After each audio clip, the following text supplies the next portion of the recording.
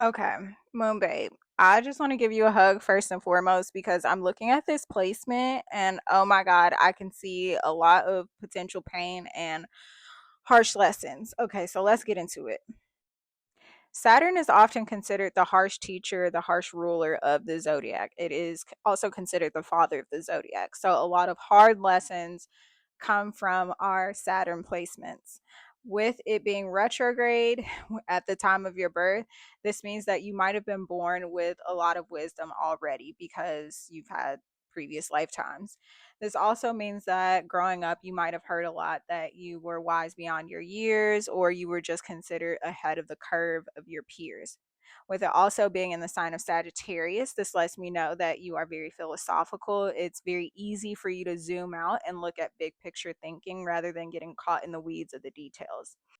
Now, putting all of this energy into conversation with each other, Saturn in the sign of Sagittarius in the second house, I could see someone with this placement struggling with identifying with one space as a home on one end of the spectrum. On the opposite end of the spectrum, I could see someone with this placement struggling with housing, struggling with not only feeling like they belong in a certain place, but feeling like I just have to leave, I just have to escape.